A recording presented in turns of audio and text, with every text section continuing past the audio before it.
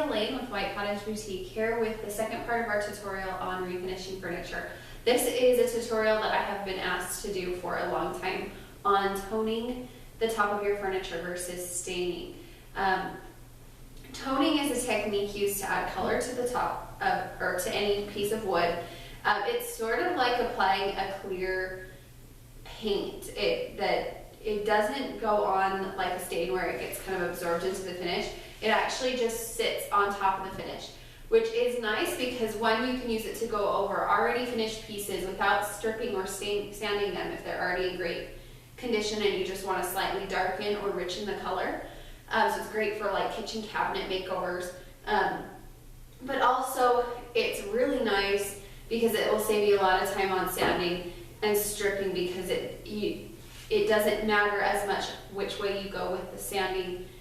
You won't be able to see those scratches like you would if you applied just a regular stain finish, which is the biggest reason I use it. It saves me a lot of time in sanding, and it also helps me with inlaid wood because the inlay is usually so fine and I don't want to sand it, so a lot of times I will just strip it and then use a toner to go over it and still be able to get the dark, rich colors that I like, which I can't achieve the same look with a regular stain.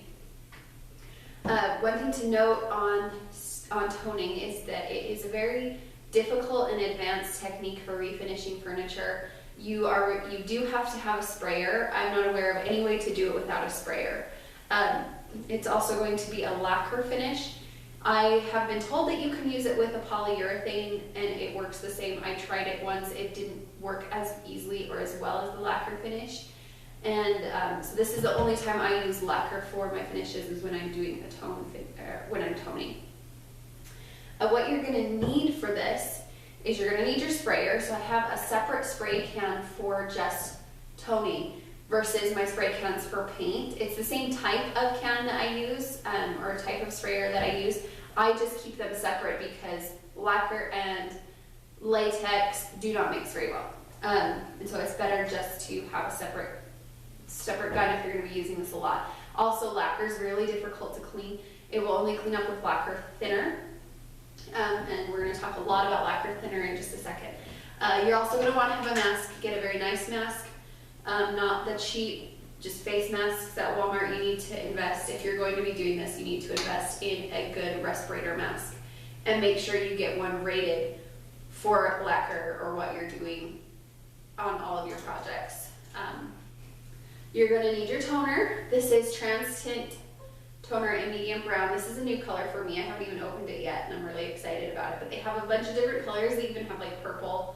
But this is what's going to create the color on your finish. You're going to need lacquer, just clear lacquer. I've used a bunch of different brands. I really don't notice the difference between them. I just buy whichever one's available. I think this one I bought at Home Depot. This is Deft Clear Wood Finish Gloss Brushing Lacquer. You're going to want a mixing container, which I already have here, something to mix with. You can use like a paint mixer. I just have a plastic spoon, just something you could throw away after, and your lacquer thinner. There's already lacquer thinner in here. I already poured it out, but basically what I want to talk to you about lacquer thinner is that this is the scariest product I use to me, mostly because it just eats away lacquer, which is great for cleaning because you can just drop the parts of your gun into a bowl full of lacquer cleaner or lacquer thinner and it like cleans itself basically. But it also means that if you have like cabinets that are made out of lacquer, this could ruin your cabinets in less than a second. If you spill it on it or drip it on the cabinets, it can just completely ruin that cabinet because it will just take off all of the color. And a lot of cabinets today are finished with some kind of lacquer finish, so this is really scary if you're going to be cleaning in your kitchen sink. So be very, very careful with this product. Also on your finished pieces. I learned this off the hard way.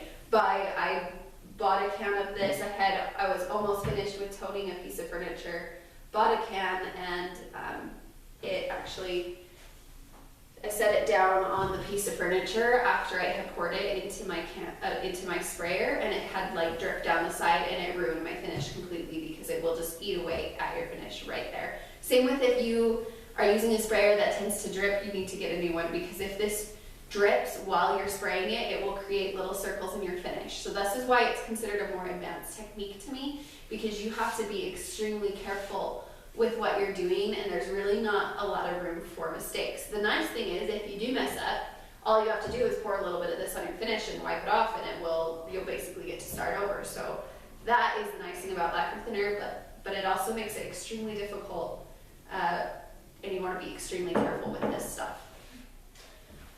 Alright, so that's everything that you need to do this. So let's get started. We're going to first just mix up our toner, which is just lacquer thinner, your tint, and actual lacquer. The lacquer thinner is what's used to make it clear. It also makes it dry almost instantly, which is really cool because you don't have to wait when you're toning. You can build color instantly. You don't need to spray it on and then wait a few minutes and then come back and spray it again. You can just continue going until you get the color you like and then just wait for it to dry, which is really great because it pretty much dries on contact. You need the lacquer because that's what makes it stick basically to your finish or your wood, and then your toner to give it color. So it's mostly going to be lacquer thinner. So I poured, I would say maybe half a quart into this mixing container.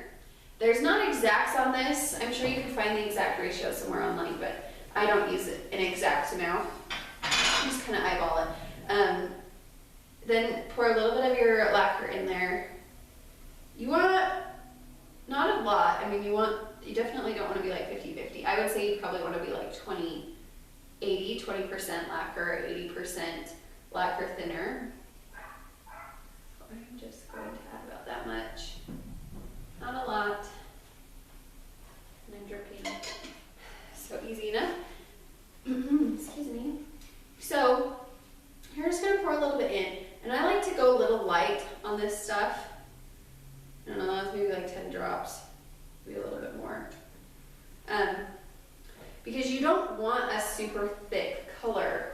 You want a thin color, and the reason is because when you're doing this, you're actually building the color on top of each other.